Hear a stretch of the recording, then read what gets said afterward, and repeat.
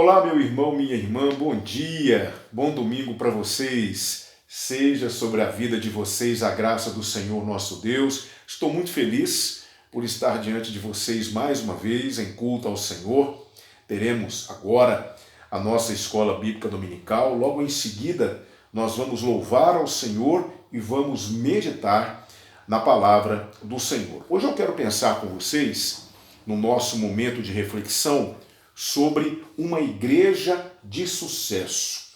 Eu já vou deixar uma pergunta para vocês, para que vocês possam ir refletindo, e logo em seguida nós vamos abordar esse assunto. A pergunta é a seguinte: o que é uma igreja de sucesso para vocês?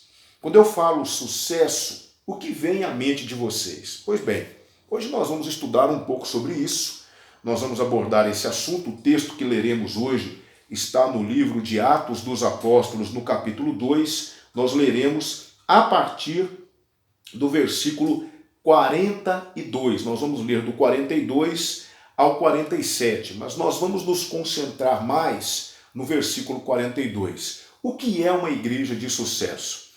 Mas agora eu te convido para uma oração e logo em seguida nós vamos ouvir, sabe quem? Um irmão muito amado que nos conduzirá hoje em nossa escola bíblica dominical. É o irmão Daniel, filho dos irmãos Alisson e Luciene. Ele será o professor hoje e ele nos falará acerca da solução de Deus para o pecado. Vocês vão se lembrar que há 2 domingos atrás nós falamos sobre o pecado, como ele veio ao mundo, quem foi o seu originador, algumas consequências do pecado. Pois bem, o irmão Daniel, ele vai como que recapitular um pouco dessas consequências que o pecado trouxe ao mundo, abordando inclusive outras questões, e ele nos falará acerca da solução de Deus para o problema do pecado. Não perca essa aula, é uma aula rápida, não é uma aula extensa, mas é uma aula muito profunda, e eu tenho certeza de que você será grandemente abençoado. Vamos orar ao Senhor? Pai, nós pedimos que em nome de Jesus o Senhor fale conosco nesta manhã, tanto agora pela escola bíblica dominical, usando o teu servo, irmão Daniel, quanto depois no culto, quando estaremos abrindo a tua palavra e estaremos aprendendo com ela sobre as características de uma igreja de sucesso. Pai Santo, permita que nós cresçamos nesta manhã diante do Senhor. Obrigado pelo teu amor e pela oportunidade que temos de estar agora como uma grande família diante dos nossos computadores, dos nossos celulares, das nossas TVs, para aprendermos mais acerca da palavra do Senhor. Nós te agradecemos e te louvamos. Oramos em nome de Jesus Cristo. Amém. Amém. Vamos então aprender sobre a solução de Deus para o problema do pecado com o nosso irmão Daniel. Meus irmãos, muito bom dia, que a graça e a paz do nosso Senhor e Salvador Jesus Cristo possa estar com os irmãos mais esta manhã. Para quem não me conhece, eu me chamo Daniel, sou membro na primeira Igreja Batista, aqui em Pará de Minas, e gostaria de estar refletindo com os irmãos, em mais este momento de escola bíblica, acerca da solução de Deus para o pecado, que foi a maior tragédia da humanidade. Nas lições anteriores, pudemos aprender um pouco acerca do pecado em si, da sua característica, o seu caráter. E eu gostaria de refletir com os irmãos aqui, a partir do capítulo 3 em Gênesis, acerca da solução de Deus para o pecado e as consequências que este então trouxe para a humanidade. E assim então dirá a palavra do Senhor, no capítulo 3 em Gênesis. Ora, a serpente era mais astuta que todas as animarias do campo, que o Senhor Deus tinha feito. E esta disse à mulher: é assim que Deus disse: não comereis de toda a árvore do jardim? E disse a mulher à serpente: do fruto das árvores do jardim comeremos, mas do fruto da árvore que está no meio do jardim, disse Deus, não comereis dele, nem nele tocareis, para que não morrais. Então a serpente disse à mulher: certamente não morrereis, Porque Deus sabe que, no dia que dela comerdes, se abrirão os vossos olhos e sereis como Deus, sabendo o bem e o mal. E vendo a mulher que aquela árvore era boa para se comer e agradável aos olhos, e árvore desejável para dar entendimento, tomou o seu fruto e comeu, e deu também a seu marido, e ele comeu com ela. Então foram abertos os olhos de ambos e conheceram que estavam nus, e coseram folhas de figueira e fizeram para si aventais. E ouviram a voz do Senhor que passeava no jardim pela viração do dia e escondeu Adão e sua mulher da sua presença, entre as árvores do jardim. E chamou o Senhor Deus a Adão e lhe disse: Onde estás? E ele disse: Ouvi a tua voz soar no jardim e temi, porque estava nu, e me escondi. E Deus disse: Quem te mostrou que estavas nu? Comeste tu da árvore de que te ordenei que não comesse? Então disse Adão: A mulher que me deste por companheira, ela me deu da árvore, e comi. E o Senhor Deus disse à mulher: Por que fizeste isso? E disse a mulher: A serpente me enganou, e eu comi. Então o Senhor Deus disse à serpente: Porquanto fizeste isso, maldita serás mais que toda a besta e mais que todas as animarias do campo. Sobre o teu ventre andarás e pó comerás todos os dias da tua vida. E porém inimizade entre ti e a mulher, e entre a tua semente e a sua semente. Esta te ferirá a cabeça, e tu lhe ferirás o calcanhar. E a mulher disse: Multiplicarei grandemente a tua dor e a tua conceição. Com dor terás filhos, o teu desejo será para o teu marido, e ele te dominará. E Adão disse: Porquanto deste ouvido à voz de tua mulher, e comeste da árvore que te ordenei, dizendo: Não comerás dela, maldita é a terra por causa de ti. Com dor comerás dela todos os dias da tua vida. Espinhos e cardos também te produzirá, e comerás a erva do campo. No suor do teu rosto comerás o teu pão, até que tornes a terra, porque dela foste tomado, porquanto és pó, e em pó tornarás. E chamou Adão o nome de sua mulher Eva, porquanto ela era a mãe de todos os viventes. E fez o Senhor Deus a Adão e a sua mulher túnicas de pele, e os vestiu. Então disse o Senhor Deus: Eis que o homem é como um de nós, sabendo o bem e o mal. Ora, pois, para que não estenda sua mão e tome também da árvore da vida, e coma, e vive eternamente. O Senhor Deus, pois, o lançou fora do jardim do Éden, para lavrar a terra, de que fora tomado. E havendo lançado fora o homem, pôs querubins ao oriente do jardim do Éden, e uma espada inflamada que andava ao redor, para guardar o caminho da árvore da vida. Amém. Meus irmãos, vemos aqui então todo o desenrolar, desde o momento em que o homem é tentado, até o momento de sua queda, que ele então é separado da presença de Deus. Logo no início, nos versos 4 a 6, vemos que é oferecido à mulher a possibilidade, ou seja, uma possibilidade que a atraía e a levou a desobedecer. Meus irmãos, o pecado, quando ele nos tenta, ele não se mostra em sua verdadeira face e em sua verdadeira forma. Ele se mostra de uma maneira que nos atrai. Não é à toa de que as tentações que sofremos em nosso dia a dia, elas se mostram de uma maneira que é atraente a nós. Nunca somos tentados naquilo que não é de nossas fraquezas. Muito pelo contrário. Naquilo em que somos mais fracos e desagrada a Deus, é justamente nisso que somos tentados. Portanto, meus irmãos, é de suma importância que tenhamos a nossa mente e os nossos olhos fixos em Cristo. O salmista Davi, ele vai dizer, no Salmo de número 119, mais especificamente no versículo 11, ele dirá: Guardei a tua palavra no meu coração, para que não pecasse contra ti. Meus irmãos, é de suma importância que tenhamos a palavra de Deus fixa em nossos corações. O Espírito Santo de Deus, ele nos orienta e nos convence do pecado. Mas quando guardamos a sua palavra em nossos corações, é justamente nesses momentos que somos tentados e que nos lembramos então da palavra e resistimos à tentação.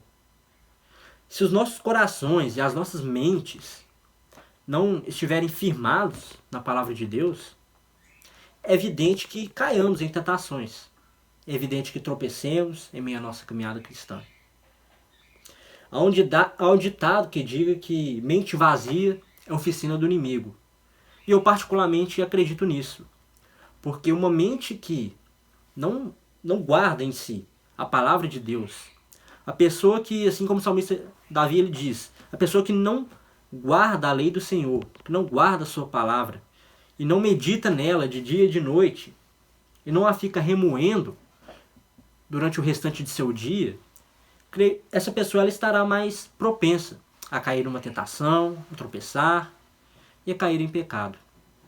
Portanto, meus irmãos, estejamos atentos a isso. É sempre importante que os nossos olhos e as nossas mentes estejam firmados em Cristo e os nossos corações estejam cativos a Ele. O apóstolo Paulo ele dirá em sua carta aos Romanos que não nos conformemos com este mundo, antes renovemos as nossas mentes em Cristo Jesus. E é justamente isso que fará com que não caiamos em tentações, ou não sigamos um caminho errado que desagrada a Deus. E muitas das vezes pecamos até sem perceber, até inconscientemente. A nossa própria natureza pecaminosa, ela nos leva a cair em pecado. Por mais que sejamos lavados e remidos pelo sangue de Jesus, e justificados pelo seu sangue, e purificados de todo pecado, se não tivermos a sua palavra junto conosco, infelizmente podemos acabar prosseguindo por um caminho que conduz ao pecado. De imediato, quando o homem e a mulher eles pecam, a primeira coisa que eles sentem é a vergonha. E essa é a primeira consequência do pecado, é a vergonha. Durante o ato ali de pecar, ou até de um próprio imediato ali, vemos que o pecado ele pode ser prazeroso, ele pode se mostrar de uma maneira boa. Mas chega um momento em que, entre aspas, a ficha cai. Então percebemos que erramos, percebemos ali que desagradamos a Deus. E essa é a primeira consequência, claro, ruim, porque o pecado só traz consequências ruins. Até a felicidade momentânea que ele traz, ela é falsa, ela não é verdadeira. A verdadeira felicidade podemos encontrar somente em Cristo, claro. Mas quando o homem e a mulher ali eles pecam, a primeira coisa que eles sentem é a vergonha. Mas as consequências do pecado, ela vai muito mais além do que uma simples vergonha que o homem sente. Após pecar, o homem ali ele é separado de Deus. A mulher então ela passa a ser submissa a seu marido, o homem então passa a ter que lutar pelo seu próprio sustento. Além do mais, são expulsos ali do jardim do Éden. A palavra de Deus vai dizer aqui, né, que do suor do teu rosto comerás o teu pão. Ou seja, o homem que dantes ali tinha um sustento e que nada a ele faltava, agora ele passa a ter que lutar pelo seu próprio sustento. Antes de pecar, o homem ele não tinha falta de nada. No capítulo anterior, vamos ver ali que tudo a ele era suprido. Mas a partir do momento que ele peca, ele passa a não mais ser suprido ali em todas as suas necessidades. Ele passa a ter que lavrar a terra, ele passa a ter que lutar pelo próprio sustento. A mulher passa a ser submissa a seu marido e a sentir dores de parto. E aqui podemos fazer um paralelo com as condições subhumanas que vemos muitas mulheres vivendo em muitos países por aí, como por exemplo na Índia ou no Oriente Médio. Por mais que não entremos muito aqui em mérito dessa questão de machismo ou de patriarcado, que seja, toda essa consequência ruim, todas essas condições subhumanas que vemos as mulheres vivendo, elas foram consequências do pecado. E essa submissão à mulher, a seu marido, ela acabou por sendo deturpada ao longo da história. E isso é mais uma das consequências da queda do homem. todo tipo de violência, injustiça, corrupção, maldade, tudo de ruim, tudo quanto há de tragédia, mazela que vemos na sociedade, tudo isso é uma consequência direta do pecado. E não só isso, mas tenho para mim que o mais grave de tudo aconteceu, que foi a separação do homem em relação a Deus. O apóstolo Paulo ele vai dizer ali também em sua carta aos Romanos que todos pecaram e separados estão da glória de Deus. E essa é, então, a maior tragédia ali que o homem ele vai vivenciar. E foi a maior tragédia de toda a humanidade, que foi a separação entre o homem e Deus. No entanto, meus irmãos, vemos aqui que quando o homem peca, chama-nos a atenção que Deus ele vai ao seu encontro, como vemos aqui nos versos 8 e 9. A iniciativa ela sempre vem de Deus. E o único meio de salvação é através dele. Somente através dele, meus irmãos, que podemos então voltar à sua presença. Podemos então nos restabelecer em relacionamento com ele. Ao perceber e ouvir a voz de Deus, o homem, em sua vergonha, ele se esconde, descendo ali para si aventais com folhas de figueira. E isso nos mostra aqui que o próprio homem tentou remediar a seu próprio modo o seu erro. E muitas vezes vemos isso acontecendo por aí. Até mesmo em nossas vidas. Tentamos encobrir os nossos próprios erros, tentamos arrumar justificativas para algo que não tem justificativo. O que é errado. O que é pecado é pecado. Não tem essa de que fins justificam os meios. O pecado traz separação entre o homem e Deus.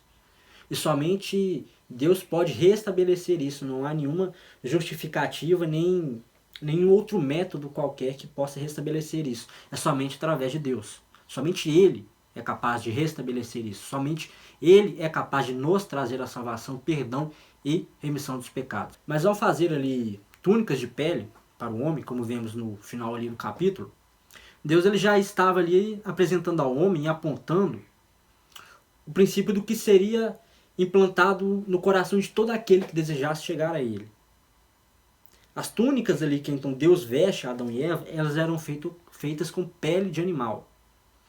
Obviamente o animal ali teve de ser sacrificado para que isso acontecesse. E muitos consideram como a primeira evidência, o primeiro apontamento da vinda de Cristo ao mundo, para poder trazer remissão ao homem dos seus pecados. Desde o Antigo Testamento já vimos ali que é estabelecido o método de remissão dos pecados, que era através do sacrifício de um animal e o derramamento de seu sangue.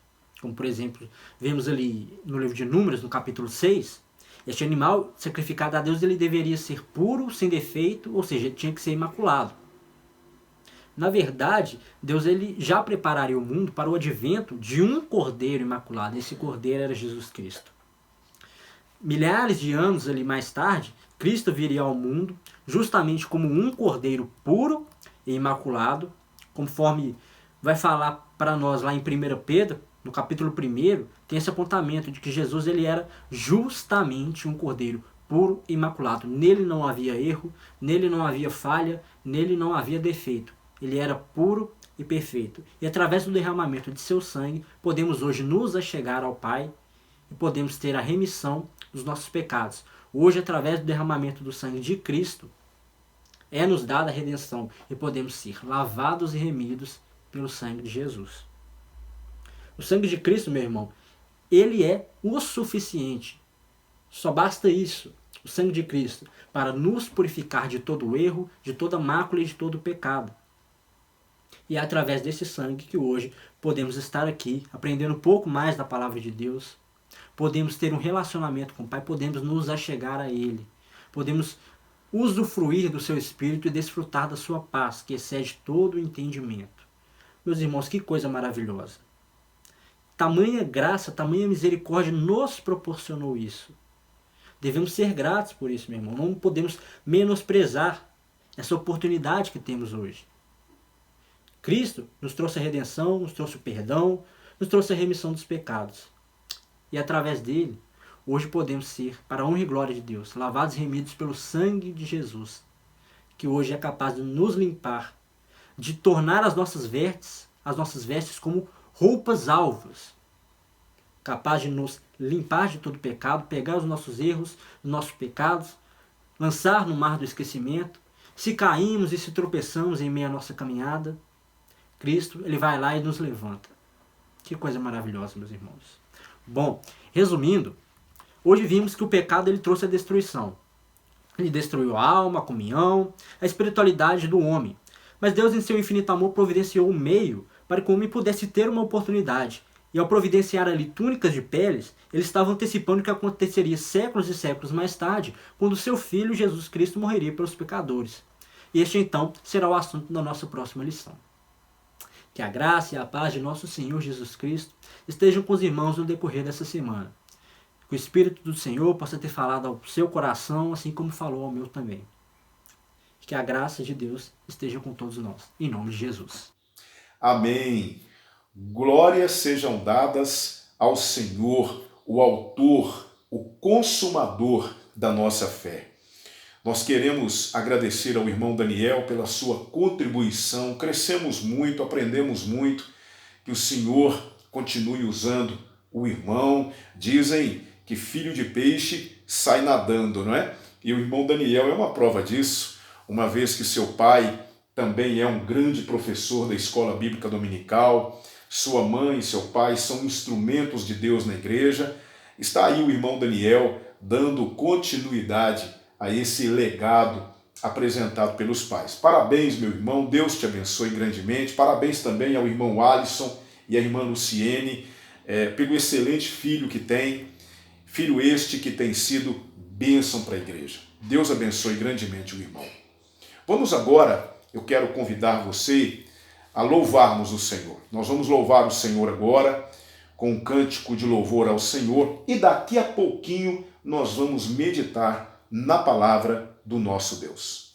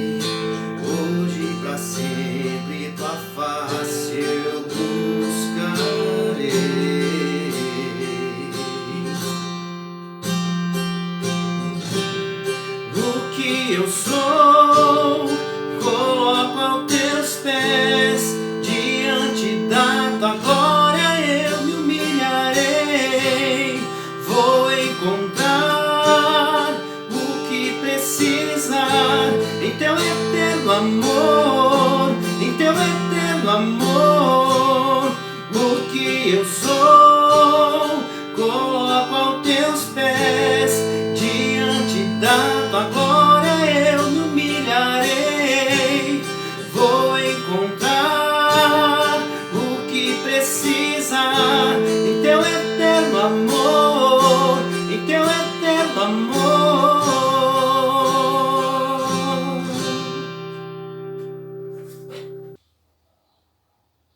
Amém. Louvado seja o nome todo-poderoso do Senhor Jesus. Deus abençoe o nosso ministério de música, esses irmãos, essas irmãs que têm abençoado grandemente o nosso coração. Como eu disse para vocês, eu havia deixado uma pergunta para vocês: o que é uma igreja de sucesso?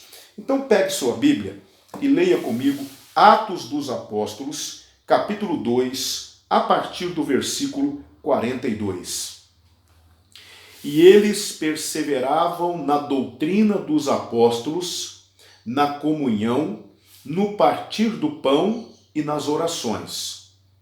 Em cada um havia temor, e muitos sinais e feitos extraordinários eram realizados pelos apóstolos. Todos os que criam estavam juntos e tinham tudo em comum. Vendiam suas propriedades e bens e os repartiam com todos, segundo a necessidade de cada um.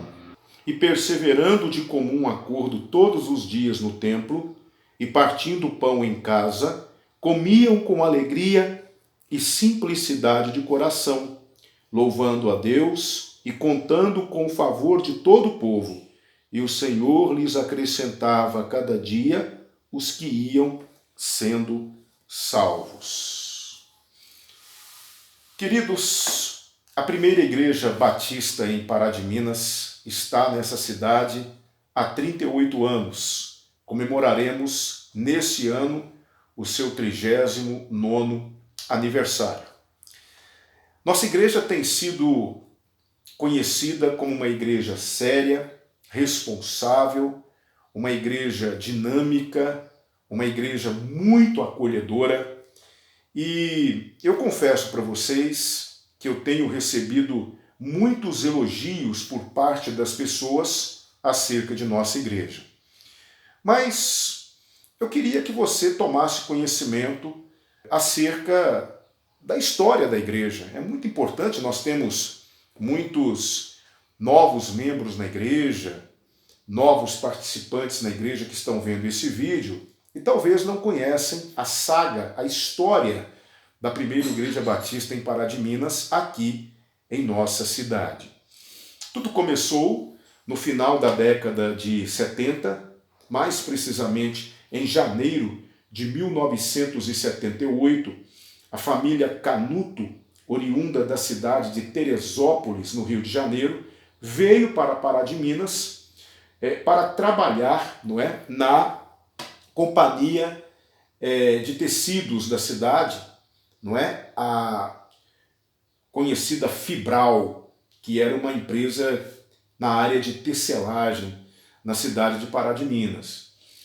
Crentes em Cristo Jesus, eles então iniciaram um grupo de estudos bíblicos na sua casa e isso atraiu a atenção de muitas pessoas que se interessaram por esses estudos bíblicos, até que eles iniciam então, agora sim, já com vistas a dar ênfase nesse grupo que ora nascia, ali na rua Tiradentes, no centro de Pará de Minas, que era a residência do irmão Moacir Canuto, muito conhecido da igreja. Ali eles começam essa pequena frente missionária, que mais tarde, com o crescimento da mesma, mudaria de endereço. As pessoas foram se achegando, a casa do irmão Moacir Canuto ficou pequena para comportar tantas pessoas, então aquela frente missionária que já ganhava corpo de uma congregação decidiu mudar de endereço e eles foram agora para a rua Capitão Teixeira, no bairro Senhora das Graças, que é um dos bairros aqui da cidade de Pará de Minas. O trabalho foi progredindo e agora eles entendiam que era hora de serem considerados como uma congregação. Quem ajudou muito nessa época foi a Igreja Batista Central de Itaúna, na pessoa do pastor Gedeon. Aquela igreja contribuiu muito para o fortalecimento do trabalho batista na cidade de Pará de Minas. Eles então marcaram o dia do início das atividades da agora Congregação Batista na cidade de Pará de Minas e convidaram o pastor Isaías Quirino, que era pastor na Igreja Batista Central de Teresópolis, a cidade da família Canuto, não é? Ele veio até Pará de Minas com o grupo Jovens por Cristo para celebrações em gratidão a Deus pelo surgimento desta congregação. A história continuou, aquele trabalho foi crescendo e eles entenderam que era hora de mudarem de endereço de novo e vieram para a rua Frei Egídio, bem próximo à Avenida Itacolomi, que é a atual Avenida Vereador Ronaldo de Castro Alves, no bairro Providência. Agora, o trabalho crescendo, muitos irmãos sendo evangelizados, muitas novas conversões. A primeira igreja batista em Divinópolis auxiliou muito nos trabalhos de evangelização na cidade, cedendo inclusive o seu templo para batismos, e muitos membros foram batizados no batistério da primeira igreja batista em Divinópolis, mas chegou a hora de começarmos a construção do nosso templo. O templo foi construído, a igreja foi crescendo, não é? No dia 11 de outubro de 1981, a igreja foi organizada pela primeira igreja batista em Itaúna, no caso a Igreja Batista Central, era o nome que aquela igreja recebia na época, na pessoa do pastor Gedeon. Então, repetindo, no dia 11 de outubro de 1981, a igreja é organizada, surge a primeira igreja batista na cidade de Pará de Minas. Ela inicialmente foi pastoreada por um seminarista que veio a se tornar pastor da igreja, o pastor Elvio. Depois nós tivemos pastor Heron, pastor Josemar Ligório. O templo foi construído com o batistério, que é o atual templo hoje, no qual você participa. E a igreja foi crescendo, muitos pastores passaram pela vida da igreja. Pastor Vanderlei Cândido, que hoje está na cidade de São Sebastião do Paraíso. Pastor João Casanova, o saudoso pastor João Casanova, também foi pastor desta igreja. Nós tivemos também o pastor Anderson José de Oliveira, que realizou um excelente trabalho na igreja por 7 anos. A igreja foi pastoreada interinamente pelo pastor Márcio Santos, que é o executivo da Convenção Batista Mineira, e atualmente eu tenho a honra de ser o pastor presidente da igreja desde o dia 9 de abril de 2016. Graças a Deus, já estamos aí caminhando para o 5º ano de ministério na igreja.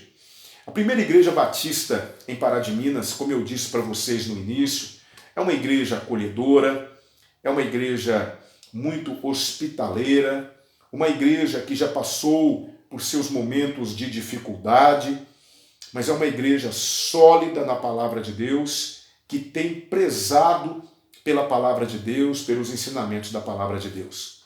Uma igreja que, com certeza, sempre que é visitada por alguém, deixa marcas positivas no coração das pessoas. Como eu te disse, eu mesmo tenho ouvido muitos elogios e muitas considerações das pessoas acerca da nossa igreja.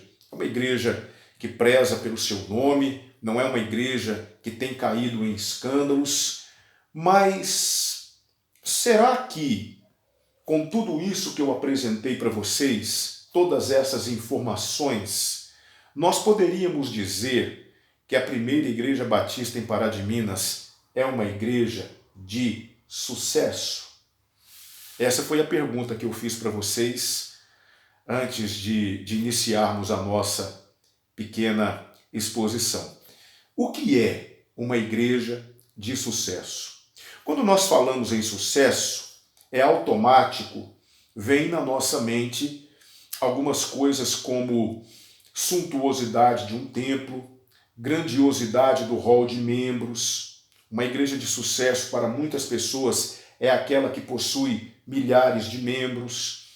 Para outros, uma igreja de sucesso é aquela que possui um colegiado, vários pastores participando da vida da igreja. Outros vão dizer que uma igreja de sucesso é aquela igreja que envia missionários para os campos, é aquela igreja que tem um recurso financeiro considerável, é a igreja que possui imóveis, é aquela igreja que consegue manter um programa televisivo. Enfim, nós poderíamos ter diversas respostas para essa pergunta acerca do que vem a ser uma igreja de sucesso. Eu quero dizer para vocês, sem meias palavras, que uma igreja de sucesso é aquela que possui crentes de sucesso. Isso mesmo. O sucesso da nossa igreja começa em nós. Começa em mim, começa em você. E existe, através da palavra de Deus, nós ficamos sabendo, existe algumas verdades, se eu posso dizer assim, existem alguns pilares que são extremamente necessários para que uma igreja possa ser classificada como uma igreja de sucesso. Porque eu já quero deixar claro para você que uma igreja de sucesso não é aquela que tem coisas. O sucesso de uma igreja, o sucesso de um crente, não está relacionado com aquilo que se tem. Eu já disse isso na igreja em algumas oportunidades, mas com aquilo que se é. Eu posso dizer para vocês, semana passada eu tive a oportunidade de ver fotos de algumas igrejas no mundo, e eu vi uma foto de uma igreja na África que se reunia debaixo de uma árvore. Não havia aparatos tecnológicos, não havia um ventilador para tentar ali suavizar o clima, não havia um projetor, não haviam instrumentos musicais de qualidade, não havia um púlpito, nem bancos havia. No lugar dos bancos, o que nós encontramos foram pequenos pedaços de troncos de árvores e algumas pedras onde os membros se assentavam. No lugar do púlpito, que se tinha era uma espécie de base colocada ali de forma improvisada, onde o pastor poderia colocar sua Bíblia. Mas eu digo para você que uma igreja assim tem muito mais chances de ser uma igreja de sucesso do que uma igreja que possui uma belíssima catedral. O que classifica uma igreja como uma igreja de sucesso diante de Deus não é aquela igreja que pode mostrar ao mundo todo o seu patrimônio, até porque o maior e verdadeiro patrimônio de uma igreja são as pessoas que fazem parte dela. Então uma igreja assim, como uma igreja cuja foto eu vi na África, tem muito mais chances de ser uma igreja de sucesso do que as igrejas que conhecemos nos grandes centros, nas grandes cidades, igrejas com os seus templos suntuosos e belíssimos de uma arquitetura refinada. Igrejas, por exemplo, como as igrejas que se reúnem nos países fechados para o Evangelho. Igrejas que não têm a autorização do governo para existirem. Igrejas que são vigiadas de perto pelos seus governos. Igrejas que têm, por exemplo, espiões infiltrados no meio da população para descobrirem quem são os cristãos e denunciá-los para o governo, como acontece, por exemplo, na Coreia do Norte. Igrejas como a igreja na China, que é duramente perseguida pelo Estado. Igrejas como a igreja primitiva, que era considerada uma inimiga de Roma porque não aceitava prestar culto para o imperador, e o culto ao imperador era um documento que você assinava dizendo-se súdito do imperador, era uma mistura de religião com política. Então todo súdito de Roma precisava oferecer um incenso para o imperador para receber o seu certificado, dizendo que ele estava em dia com as suas obrigações. A igreja não aceitava isso, a igreja não prestava culto ao imperador e por isso era tida como inimiga do Estado e era perseguida. Por conta disso, a igreja primitiva ela precisava se reunir no subterrâneo, principalmente no subterrâneo de Roma, são as conhecidas catacumbas de Roma, que é um lugar turístico até hoje, que eram locais subterrâneos onde a igreja se reunia, em cavernas, clandestinamente em casas.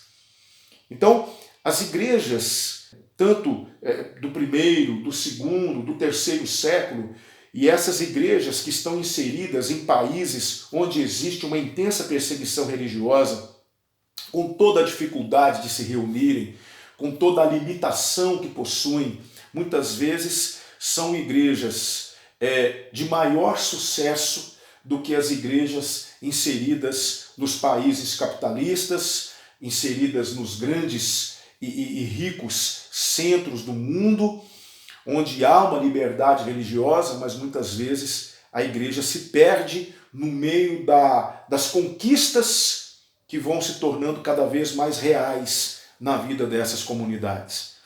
Eu queria convidar vocês hoje a pensarmos sobre pelo menos 4 características de uma igreja de sucesso. E ao final dessa exposição, eu convido você a fazermos uma análise da nossa vida, tanto de forma individual, porque aquilo que eu sou individualmente como cristão incide diretamente naquilo que a minha igreja é diante de Deus. A igreja é a somatória de membros que entendem a sua responsabilidade diante de Deus.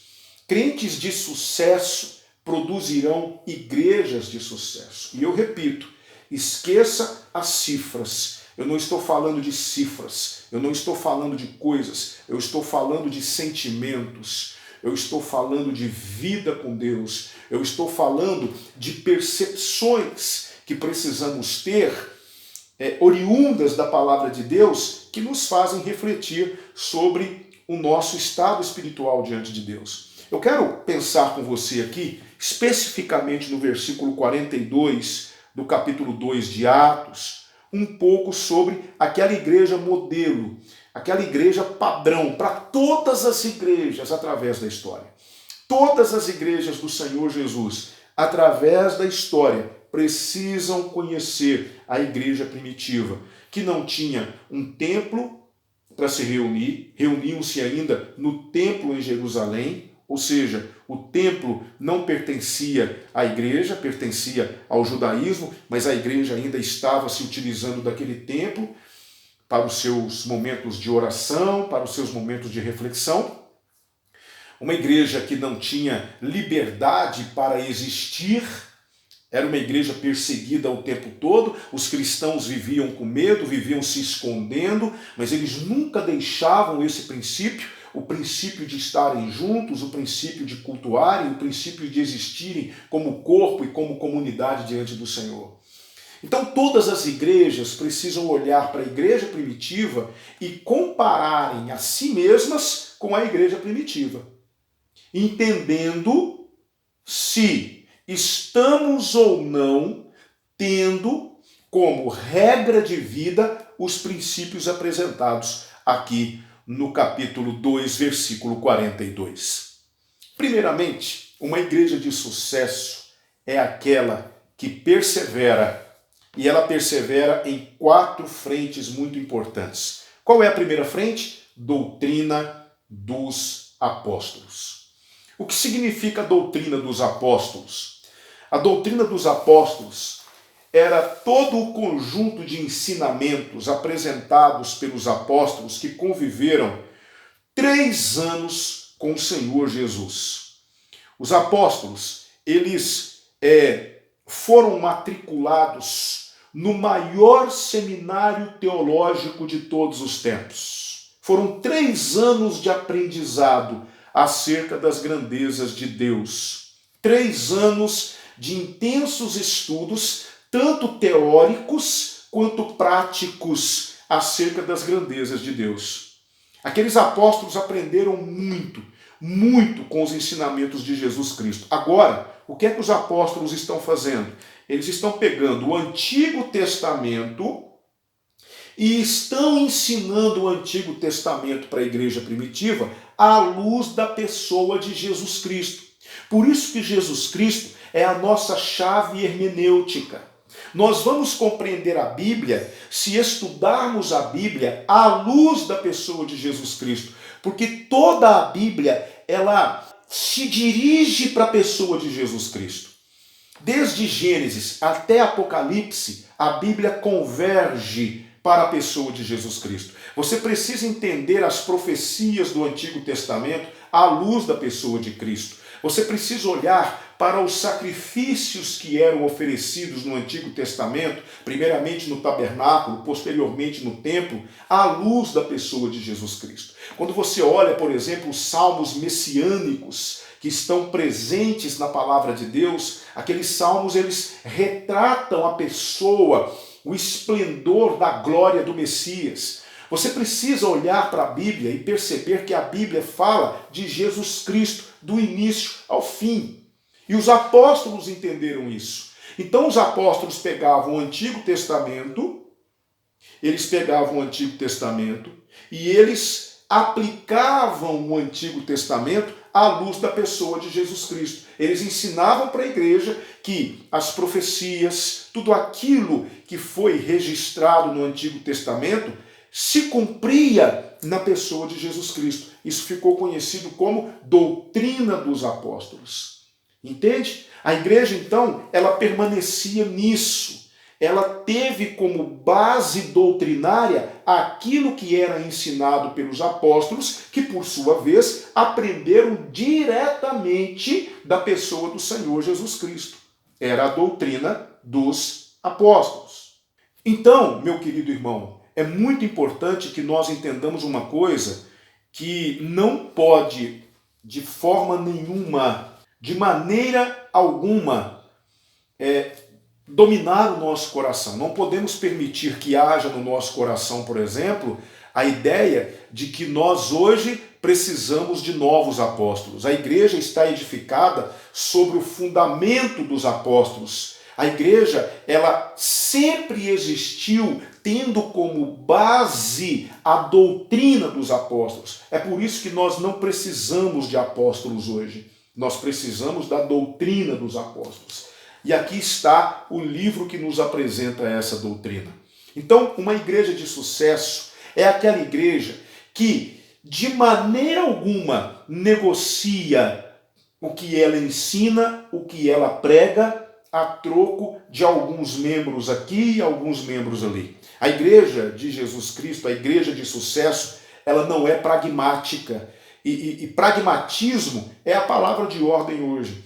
É aquela velha máxima dos meios para se levar a um fim. Ou seja, aquilo que se faz, aquilo que se apregoa, não importa se isso é fundamentado na Bíblia ou não. O que importa é que isso vai nos levar ao objetivo que queremos. Isso é pragmatismo, não é? Sendo um pouco mais claro, é o tradicional, o fim justificam os meios. Não é que muita gente por aí entende e aplica, principalmente no dia a dia da igreja. A igreja de Jesus Cristo, a igreja de sucesso, ela não é pragmática, ela não negocia a sua doutrina, ela não abre mão de pregar a verdade, de falar a verdade, de ensinar a verdade, de mostrar a palavra de Deus na sua essência, na sua inteireza, para atrair pessoas para o seu hall de membros. A igreja de sucesso, ela não está preocupada com o volume de pessoas que participam de suas reuniões, mas ela sempre se preocupa com aquilo que tem sido ensinado, seja nas classes de EBD, seja no ministério infantil, seja nas reuniões de jovens, de adolescentes, seja no púlpito.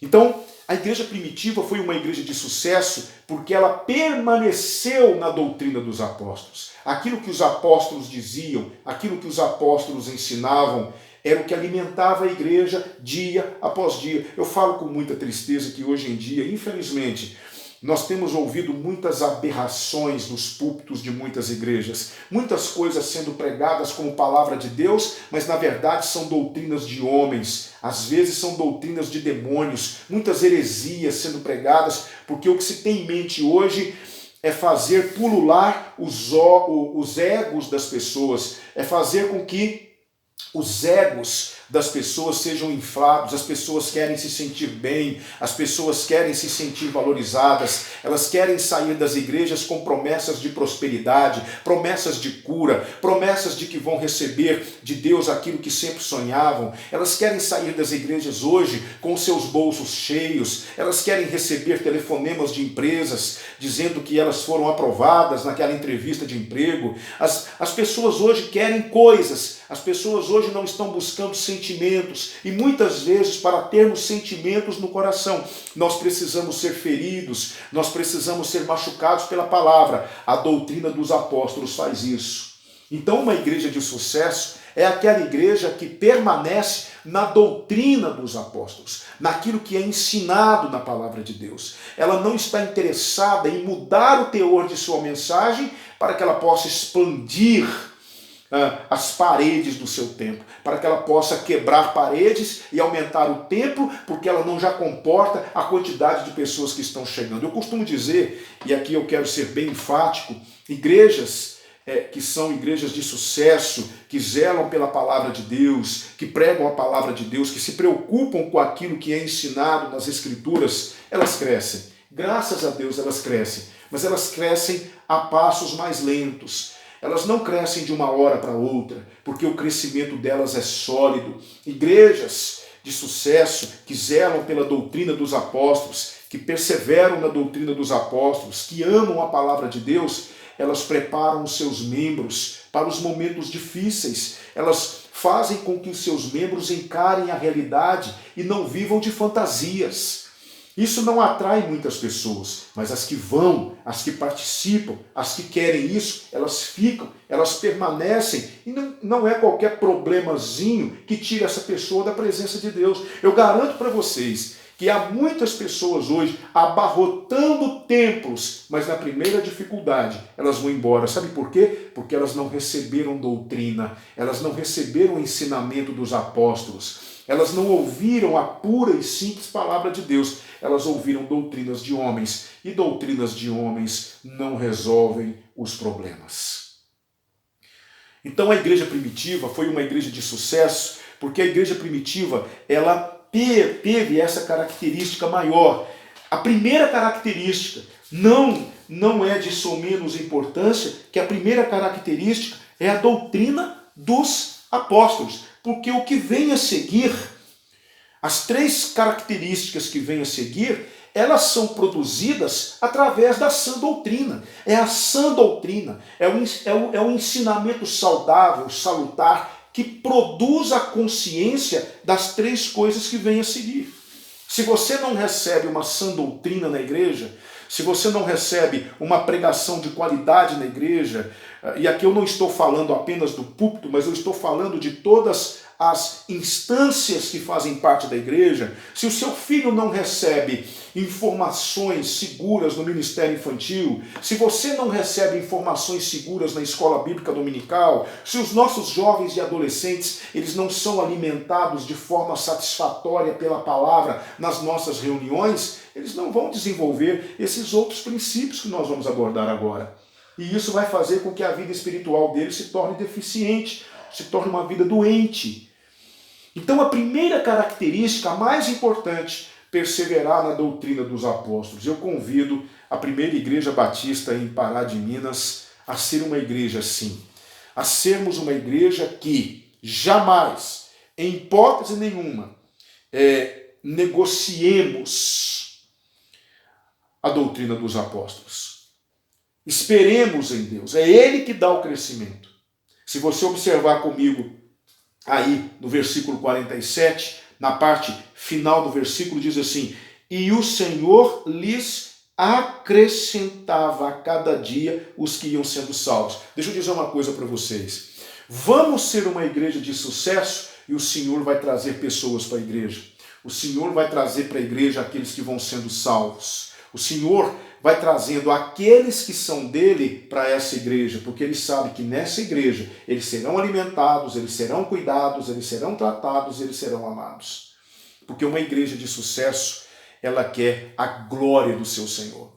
Então a primeira característica que eu vejo aqui no versículo 42, não é? Eles perseveravam em 4 frentes. Qual é a primeira? Doutrina dos apóstolos. Mas qual é a segunda, que é proveniente dessa primeira? Veja só, doutrina dos apóstolos e na comunhão, koinonia, comunhão, o congregar. Eles perseveravam nisso. E por que perseveravam? Olha que interessante. Por que perseveravam? Porque não é fácil congregar. Não é fácil você estar ao lado de uma pessoa imperfeita, porque a igreja é a reunião dos imperfeitos. Eu costumo dizer que a igreja é o lugar mais imperfeito do mundo, porque é lá que estão os imperfeitos que serão aperfeiçoados, cada um com a sua característica, cada um com o seu temperamento, cada um com o seu jeito de ser, cada um com as suas manias, cada um com os seus trejeitos, não tem jeito. Igreja é um lugar imperfeito, é um lugar imperfeito, não é? Eu vi uma frase essa semana muito interessante, o autor da frase disse assim: eu finalmente encontrei uma igreja perfeita. Quando eu entrei nela, ela estava vazia. Por quê? Porque não existe uma igreja perfeita. Uma igreja perfeita está vazia. Porque se ela é perfeita, os seus membros precisam ser perfeitos. E se os seus membros são perfeitos, para que igreja? Porque é na igreja que eu sou consertado. É na igreja que eu sou aperfeiçoado. É na igreja que eu terei a certeza de que irmãos estão orando por mim. Tiago 5,16 diz que a oração de um justo pode muito em seus efeitos. Imaginem eu saber que existem centenas, talvez milhares de irmãos que estão orando pela minha causa a Deus.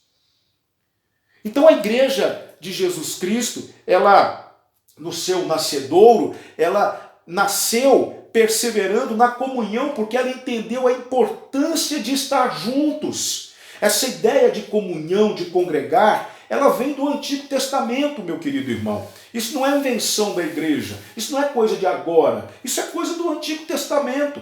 Deus sempre teve no coração a ideia de povo, a ideia de comunidade, a ideia de estar junto. Entende? Não é à toa que quando Israel, durante as suas festividades, Israel, pelo menos em 3 ocasiões, tinha que estar junto em Jerusalém para celebrar as festas do Senhor.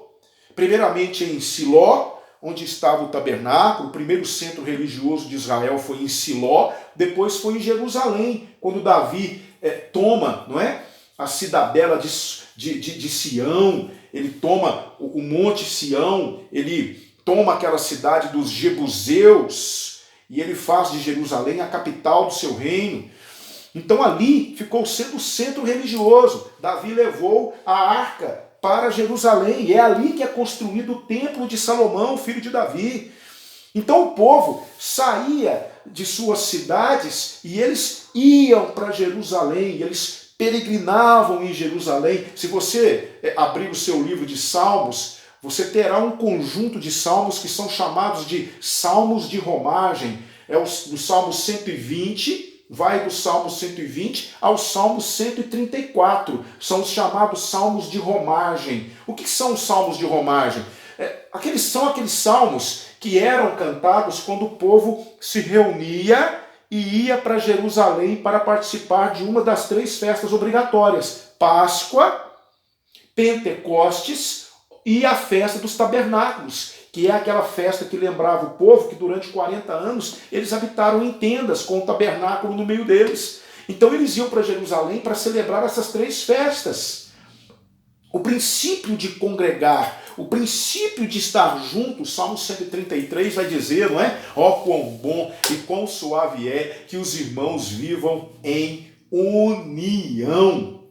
Então, essa ideia de congregar, de estar junto, não é invenção de pastor, não é invenção de mentes brilhantes, não é uma coisa de agora. Essa ideia de povo, de congregar, de estar junto, é algo que vem desde o Antigo Testamento e a igreja deu vazão, a igreja deu continuidade a isso. A igreja é o povo do Senhor, é o corpo do Senhor, e eu nunca vi corpo fragmentado funcionar, sobreviver.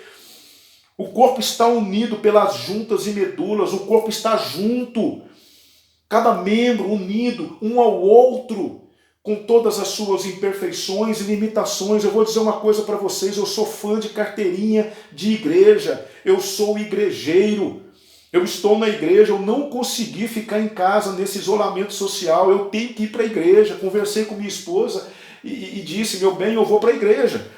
E eu estou na igreja de terça a sábado, todos os dias, na parte da manhã, e se precisar eu vou na parte da tarde, porque eu gosto de estar lá, eu gosto de receber pessoas. Muitas pessoas têm me procurado para conversar. É claro que guardadas as devidas precauções, cada um com máscara, mantendo uma distância de 1,5 m, usando álcool, mas nós temos conversado na igreja. Eu amo, eu sou um igrejeiro de carteirinha, eu sou fã da igreja, eu gosto de igreja, eu tenho recebido muitos telefonemas, recebido mensagens no WhatsApp de irmãos dizendo, pastor, que saudade da igreja, que vontade de estar junto. Ah, meus irmãos, ah, minhas irmãs, eu não vejo a hora de ser baixado um decreto por parte da prefeitura dizendo que nós podemos voltar a nos reunir. Eu não vejo a hora de estarmos juntos novamente. É muito bom, nós não perdemos a comunhão, estamos cada um na sua casa, nos comunicando através das redes sociais, estamos fazendo lives, estamos gravando mensagens, estamos mostrando as nossas mensagens no YouTube, mas não é a mesma coisa, não existe o corpo a corpo, não existe o olho no olho. Ah, meus amados irmãos, que vontade que eu tenho de abraçar todos vocês, de pegar na mão de vocês.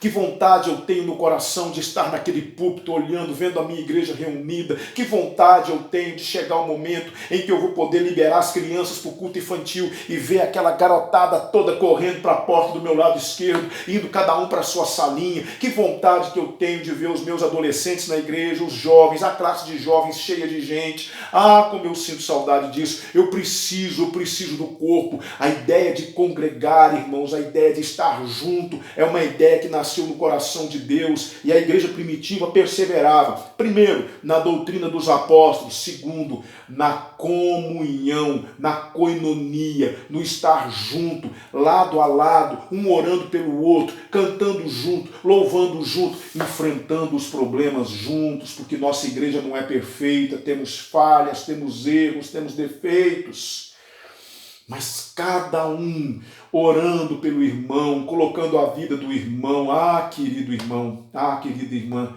eu sinceramente me entristeço quando alguém diz que não precisa da igreja. Me perdoe, mas eu discordo. Se você não precisa, eu preciso. Igreja não é um clube social, igreja não é um passatempo, igreja não é algo que eu vou porque eu não tenho nada para fazer em casa. Não! Igreja é uma necessidade na minha vida. Eu não seria o homem que eu sou, eu não teria os princípios cristãos que eu tenho se eu não tivesse aprendido isso nas minhas incontáveis reuniões na igreja de Cristo. Quantos cultos de oração eu já participei, quantas escolas bíblicas dominicais eu já participei, quantos cultos de domingo à noite eu já participei, cultos durante a semana, união de jovens. Meus queridos irmãos, tudo isso contribuiu para a minha formação espiritual. Por isso, aprenda que outra característica de uma igreja de sucesso é aquela igreja que, a despeito dos problemas, a despeito das dificuldades, a despeito das limitações, a despeito dos defeitos, nós sempre queremos estar juntos. Quem ama Jesus Cristo, quem ama o Senhor, quer estar junto com o irmão. Não se sente melhor do que o irmão, como muitas pessoas hoje têm feito, se sentindo melhores do que aquele povo e não querendo participar, porque a igreja está cheia de gente falsa, a igreja está cheia de gente corrompida. Ah, meus queridos irmãos, me diga, se não fosse a graça de Deus, quem escaparia? Quem escaparia? Então aprenda comigo, meu querido irmão, que a segunda característica de uma igreja de sucesso é o desejo, o anseio, a busca pela comunhão, pela koinonia, por estar juntos. Eu amo estar com vocês e sei que vocês amam estar comigo, apesar de todos os meus defeitos. Amo estar com o povo de Deus e não vejo a hora de isso nos ser possível. A terceira característica que vem a seguir é produto da segunda. A segunda é produto da primeira. Qual é a primeira? Doutrina dos apóstolos. Ensinamento, doutrina bíblica.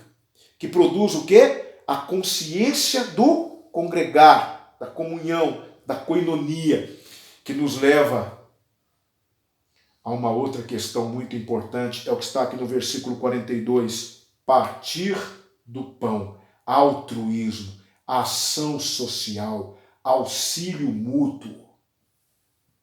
O apóstolo Paulo vai dizer assim: a ninguém devais coisa alguma, a não ser o amor com que vos ameis uns aos outros.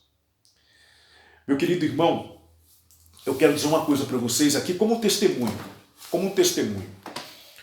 Eu sou muito grato a Deus por me dar o privilégio, porque eu considero um privilégio, estar à frente da primeira igreja batista em Pará de Minas, porque essa igreja tem desenvolvido uma coisa que sempre chamou minha atenção.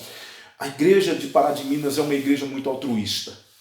É uma igreja que não mede esforços para ajudar. Nós não saímos por aí divulgando, tocando trombeta, em obediência ao princípio de Mateus capítulo 6, versículo 1, quando Jesus Cristo diz que aquilo que eu faço não deve ser feito à vista dos homens, porque quando nós fazemos à vista dos homens, objetivando receber o aplauso deles, esse é o nosso galardão. Então nós não saímos por aí tocando trombeta, colocando nas redes sociais, nós fazemos isso, nós fazemos aquilo, não é o nosso objetivo. Nós queremos os aplausos do céu, não dos homens. Mas, irmãos, a nossa igreja tem trabalhado e nossa igreja tem ajudado. Eu quero dar um testemunho para vocês de algo que eu ouvi há um tempo atrás. Antes de nós nos reunirmos e decidirmos que nós íamos nos afastar por um tempo, íamos ter que obedecer ao decreto da prefeitura e teríamos que interromper as nossas reuniões presenciais. Saímos daquela reunião muito entristecidos, mas eu ouvi uma coisa de um irmão naquela reunião, um irmão que amamos, é o irmão Fernando, que é um dos irmãos que atuam no Ministério de Administração da igreja, e ele teve a anuência de todos os demais irmãos que estavam ali. Ele me disse uma coisa: olha, pastor, nós vamos interromper por enquanto os nossos gastos, vamos parar tudo, vamos, no momento, parar as obras. Nós vamos ter que cancelar isso, cancelar aquilo, mas pastor, se tem uma coisa que nós não vamos parar, é a obra social da igreja. Meus irmãos, como meu coração louvou a Deus naquele momento, porque é uma das partes mais importantes da igreja, é a parte social, é o auxílio aos mais necessitados, e nossa igreja tem desenvolvido esse princípio. Isso tem dominado o coração da diretoria estatutária da igreja, o coração da igreja. Essa igreja não mede esforços para ajudar. Nós estamos auxiliando irmãos com exames médicos, com consultas médicas, irmãos com tratamentos médicos. Nós estamos auxiliando com cestas básicas, estamos ajudando com remédios. Tudo isso porque a igreja tem desenvolvido essa característica do partir do pão, ou seja, auxiliar os mais necessitados. Esse princípio estava vivo no coração da igreja primitiva. É interessante que, se você observar comigo no texto, veja só o versículo 45. Perdão, vamos ler o versículo 44, que nos vai ser a base do versículo 45. Todos os que criam estavam unidos e tinham tudo em comum. Vendiam suas propriedades e bens, os repartiam com todos, segundo a necessidade de cada um.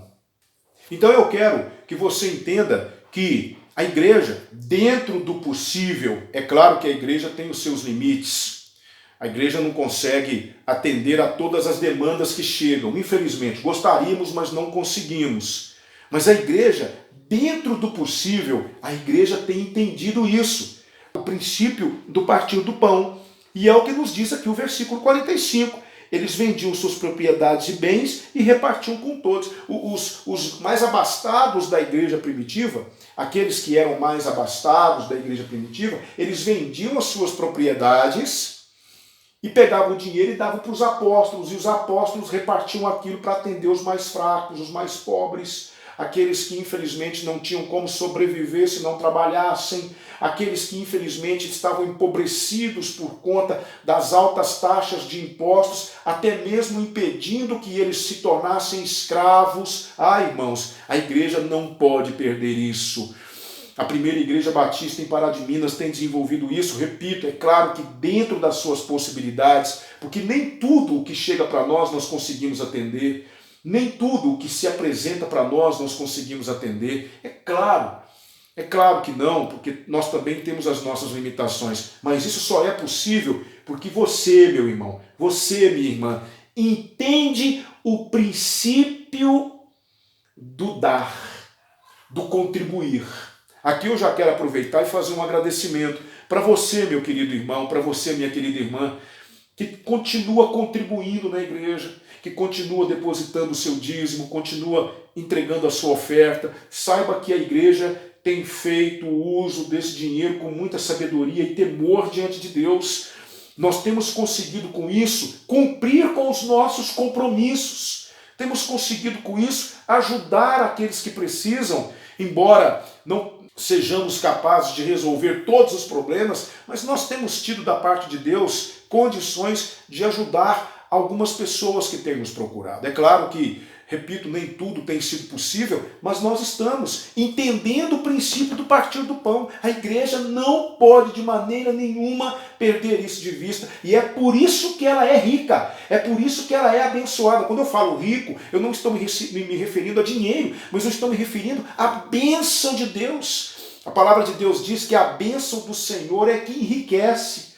E a primeira igreja batista em Pará de Minas tem sido uma igreja profundamente abençoada por Deus, ela tem sido enriquecida pelas bênçãos de Deus, porque ela tem entendido o princípio do partir do pão. Meu irmão, não deixe de ajudar a sua igreja, não deixe de contribuir, continue, porque nós precisamos, e com a sua oferta, com o seu dízimo, com aquilo que você tem feito, nós temos tido condições de auxiliar, de ajudar aquelas pessoas que estão precisando. Então, qual é a característica de uma igreja de sucesso? Permanecer, perseverar na doutrina dos apóstolos, perseverar na comunhão, no congregar, no estar junto, perseverar no partir do pão, no auxílio mútuo e, por último, perseverar nas orações. É o que está aqui no final do versículo de número 42. Orações. Naquele tempo, naquela conjuntura, a igreja orava no templo. Ainda ia para o templo orar nos momentos de oração que se estendiam durante o dia, não é? A igreja ainda orava no templo. Veio épocas em que a igreja começou a orar nas casas, e você vai ver a igreja realizando orações já nas casas, não participando tanto mais do templo, porque com o passar dos dias a igreja foi entendendo a sua diferença do judaísmo, e ela foi se desvencilhando do judaísmo. E depois, com a conversão de Saulo de Tarso, a igreja deixou de ser judaica e ela começa a ser um corpo distinto do judaísmo, não é? Ela começa a receber muitos gentios que não eram judeus, e a igreja ela vai adquirindo a sua personalidade própria. Mas a igreja cristã, a igreja primitiva, era uma igreja que perseverava na oração, o povo orava insistentemente. E talvez isso seja uma questão que nós precisamos melhorar na nossa igreja. Nós estamos toda sexta-feira realizando um culto de oração pelo aplicativo Team Link.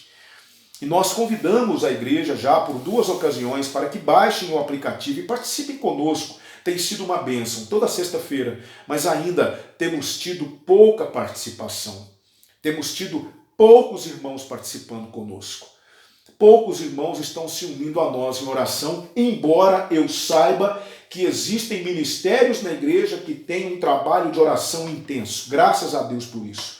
Mas poderíamos nos unir em oração através do aplicativo. Alguns me justificaram, a gente sabe dos imprevistos que acontecem, mas eu quero convidar você, ore conosco, junte-se a nós nesses momentos de oração, tenha os seus momentos de oração particular, chame sua família para orar, vamos colocar diante de Deus a vida da igreja, vamos orar o tempo todo, e isso fará com que nossa igreja seja uma igreja de sucesso.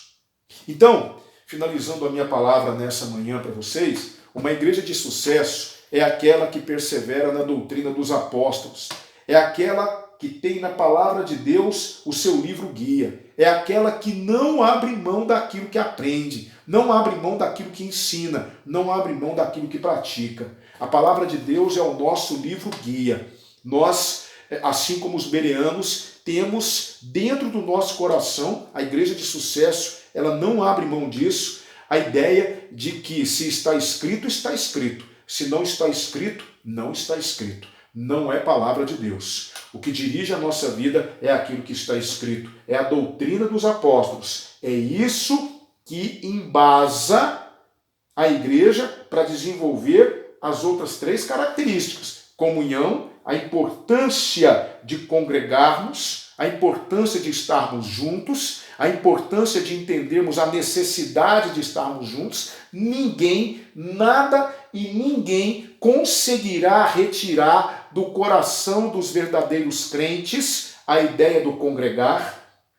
Por mais que haja movimentos que queiram fazer isso, jamais um verdadeiro crente vai deixar de ter no coração o desejo de congregar. Por mais que ele tenha se machucado com a igreja, por mais que ele tenha se decepcionado com a igreja, por mais que ele não concorde com certas questões da igreja, conta-se uma história de um irmão que estava numa assembleia da sua igreja, e na assembleia eles decidiram comprar um lote para ampliar o templo. Esse irmão foi contra. Na hora da assembleia, esse irmão botou para quebrar, me perdoe a expressão, mas ele falou muito, lançando-se do direito, não é? Lançando mão do direito de falar, de ter voz, era um membro ativo na igreja, foi contra a proposta, pediu irmãos da igreja para votarem contra na hora da votação, ele foi contra, ele discordou, ele o tempo todo falou, mas falou muito durante o assunto na assembleia, deu muito trabalho para o pastor, deu muito trabalho para os irmãos que trouxeram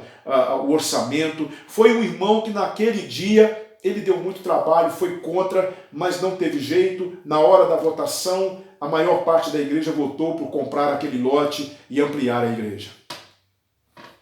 Acabou a celebração, ele despediu dos irmãos, despediu do pastor, e no sábado posterior a essa assembleia que aconteceu durante a semana, o pastor havia convidado alguns irmãos para estarem na obra, porque precisariam limpar o terreno, tirar terra, cavar alguns barrancos que havia no lote, para limpar o lote, para iniciarem a construção, e a igreja não dispunha de alguns recursos naquela ocasião para pagarem um trator, um caminhão, para poder pagar profissionais para fazerem aquele serviço. Então o pastor fez um apelo para que os irmãos estivessem na obra, aqueles que pudessem, porque eles iriam fazer um mutirão para limpar o terreno.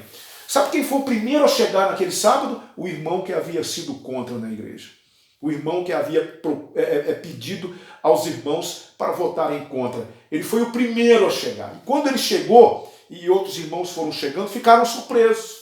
E disseram para ele assim: mas irmão, você foi contra, você não concordou, você não aceitou, você até chegou a alterar um pouco por conta da sua não concordância em adquirirmos esse lote, e você está aqui agora para nos ajudar. E ele disse assim: olha, concordar eu não concordo, mas se a minha igreja aceitou e votou, pode contar comigo. Que coisa maravilhosa, não é? Se a minha igreja entendeu ser viável, votou e compramos lote, podem contar comigo. Podem contar comigo. Mesmo sendo contra, eu estou aqui para ajudar. Não é? Esse é o princípio da comunhão. Nós não vamos concordar sempre. Nós não vamos estar em sintonia sempre. Mas ainda dentro dessa recapitulação, a igreja primitiva, a igreja de sucesso, ela nos ensina a importância da comunhão, de estarmos juntos, apesar das nossas discordâncias, apesar dos nossos desentendimentos às vezes, Não é? É triste quando algumas pessoas, infelizmente, não sabem lidar com o contraditório, não sabem lidar com o diferente e vão embora. É triste, mas acontece. A igreja de sucesso também é aquela igreja que entende a importância da ação social, do altruísmo, a importância do servir, não é? E a igreja de sucesso também é a igreja que entende a importância da oração. 4 pilares. Nenhum pode ser taxado de dispensável. Não. São 4 pilares importantíssimos. Doutrina, comunhão, partir do pão e orações. Nós possuímos essas características, possuímos esses pilares, nós podemos ser considerados uma igreja de sucesso. Humildemente eu falo para você que precisamos melhorar muito, mas estamos no caminho. Por isso eu convido você, meu irmão, você, minha irmã, e agora eu volto ao assunto primeiro da minha reflexão. Isso depende de nós. Isso depende de você, isso depende de mim. Se nós realmente nos dedicarmos a sermos crentes de sucesso, entendemos a importância disso tudo, nossa igreja será uma igreja de sucesso. É isso que você quer? É isso que nós queremos? Que o Senhor nos abençoe. Que nós possamos verdadeiramente, a cada dia, entender a importância disso. Oremos. Pai amado, muito obrigado por tudo que aprendemos e permita que sejamos uma igreja de sucesso. Não diante dos homens, mas diante do Senhor. Que o Senhor nos ajude a corrigir tudo aquilo que precisamos corrigir, porque o nosso objetivo é a glória do seu nome. Corrija-nos. Faça com que nós consigamos, ó Deus, corrigir aquilo que precisa ser corrigido, para que a cada dia tenhamos os seus aplausos, tenhamos a sua aprovação. Esse é o nosso objetivo. Oramos em nome de nosso Senhor Jesus. Amém. Amém, queridos? Amém. À noite eu espero vocês. Hoje à noite nós vamos ouvir a primeira mensagem para a família. Nós vamos fazer uma exposição do Salmo 128. O tema é: minha casa será...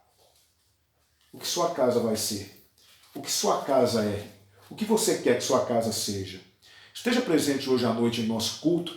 Nós também vamos dar início a um movimento de louvor onde famílias estarão louvando a Deus durante todo o mês de maio. Até lá, aguardo vocês. Deus abençoe.